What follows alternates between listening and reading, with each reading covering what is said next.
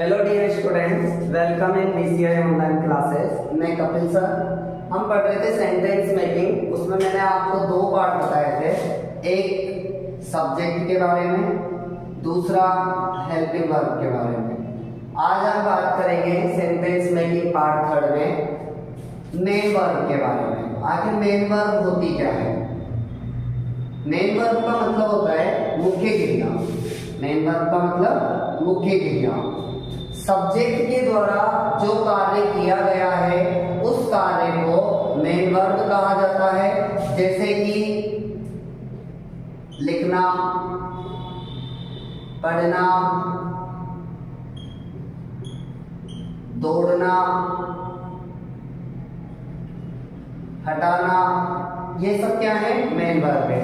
जितने भी कार्य सब्जेक्ट के द्वारा किए जाते हैं वो सभी मुख्य क्रियाएं होती हैं। जितने भी काम हम करते हैं इसे 5 भाग में डिवाइड किया जाता है। मेन वर्ब को कितने भागों में डिवाइड किया गया है? 5 भागों में। Number 1 first form, number 2 second form, number 3 third form, number 4 ING form and number 5 S O E S. जब हम वर्ब में एस और एस ऐड करते हैं तो जैसे कि हमारे पास में है लिखना। लिखने को हम बोलते हैं राइट, पढ़ने को हम बोलते हैं रीड, दौड़ने को बोलते हैं रन और हटाने को बोलते हैं रिमूव। ये सभी मेन वर्ब की फर्स्ट फॉर्म है। जब हम आगे बढ़ेंगे तो सेकंड फॉर्म में राइट का रोट होगा, रीड का रेड होगा, स्पेलिंग सेम होगी, बट जब हम इसका प्रोनाउंस करेंगे तो फर्स्ट फॉर्म में रीड बोलेंगे, सेकंड फॉर्म में रेड बोलेंगे। रन का रेड होगा और रिमूव का रिमूव्ड होगा। This is the second form and third form is write, wrote and written, read, read, read, run, ran, run, remove, removed, and remove is a third form. We included ing. जब हम किसी भी क्रिया में ing जोड़ते हैं, किसी भी क्रिया में जब ing जोड़ा जाता है और अगर उसका लास्ट लेटर ई है तो उस ई को हटा दिया जाता है, उस ई को रिमूव कर दिया जाता है। फॉर एग्जाम्पल WRITE, तो ING जोड़ने से पहले इस E को हटा देंगे और ING जोड़ देंगे। रीड का रीडिंग, रन का रनिंग, लुक एट। देखो माय डियर्स, मैंने यहाँ पे एन को 2 बार लिखा। उसका एक रीजन है, अगर किसी भी वर्ब के लास्ट में कॉन्सोनेंट होता है, कॉन्सोनेंट मतलब व्यंजन। आपको पता है इंग्लिश में 5 स्वर होते हैं, ए ई आई ओ यू।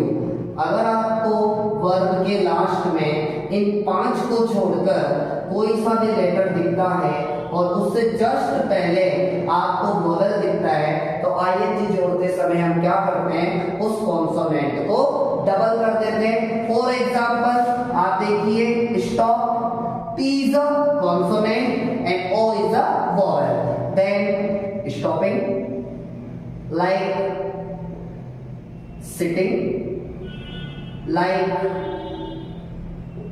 beginning, इन सब में लास्ट में कॉन्सोनेंट है, उससे जस्ट पहले वोवेल है, लास्ट में कॉन्सोनेंट है, उससे पहले वोवेल है। इस कंडीशन में हम क्या करते हैं?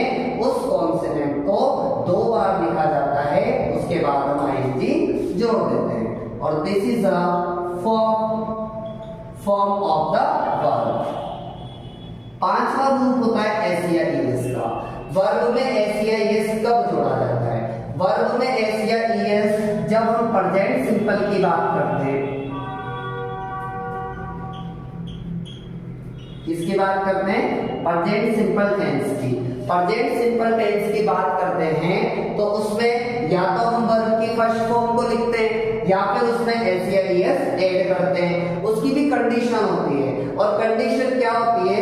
मैंने आपको यहाँ पे बताया था कि सब्जेक्ट 2 प्रकार के होते हैं। एक तो होता है सिंगुलर और दूसरा सब्जेक्ट पढ़ा था हमने प्लूरल। सिंगुलर सब्जेक्ट होता है तब हम क्या करते हैं, इस वर्ब में एस और ईएस को ऐड कर देते हैं। लेकिन जब सब्जेक्ट प्लूरल होता है तो वहां पे एस या ईएस को ऐड नहीं किया जाता है। तो एस या ईएस को कब ऐड किया जाता है, प्रेजेंट सिंपल टेंस में एक वचन कर्ता होने पर क्रिया में एस या ईएस को जोड़ा जाता है, और जब कर्ता बहुवचन होता है तो एस या ईएस को नहीं जोड़ा जाता है। अब हमारे सामने एक और सवाल है कि कहां पे एस जोड़ेंगे, कहां पे ईएस जोड़ेंगे। तो उसके लिए हमें क्या करना होगा, उसके लिए हमें मेन वर्ब का लास्ट लेटर देखना होगा। क्या करना होगा, मेन वर्ब का लास्ट लेटर देखना होगा।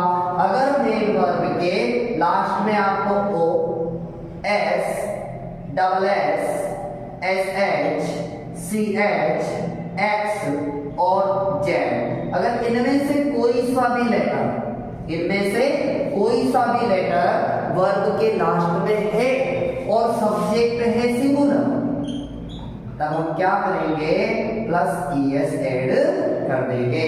जैसे कि यहाँ पे लिखा हुआ है गो और सब्जेक्ट है हमारे पास ही, तो हम क्या कर देंगे, ही गोस। लेकिन अगर यहाँ पे सब्जेक्ट होता वी और वर्ब होती गो तो फिर ये गो का गो ही रह जाता।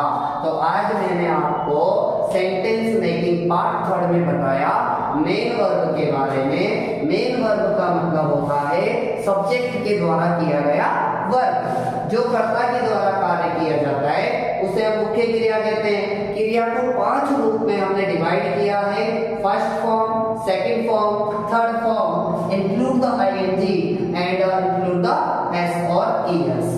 कहां पे हमने एस और ईएस को जोड़ना है, कहां पे नहीं जोड़ना है, तो एस और ईएस वाला रूल केवल प्रेजेंट सिंपल टेंस पर लागू होता है और उसमें भी हमें सब्जेक्ट को देखना होता है। अगर सब्जेक्ट एक वचन है, सिंगुलर है, तभी हमें एस या ईएस पर रुकना है, और अगर सब्जेक्ट बहुवचन है तो हमें एस या ईएस का यूज नहीं करना है। जैसे कि हमने यहाँ पे देखा, he is a singular subject, he is a singular subject, then we add es in the main verb, but we is a plural subject, so we cannot use the es। कहां पे एस और ES का use करेंगे वो हमने देखा कि अगर वर्ब के लास्ट में आपको इनमें से कोई सा भी लेटर दिखता है, like O, S, double S, S H, C H, X और जॉन, then we include es and otherwise we include s. For example, write, last letter is a e, so we add only s. Read, last letter is a D, not there, so we can use the S. So this is the video of main verb. I hope आप इसे अच्छी तरह से समझ पाए होंगे।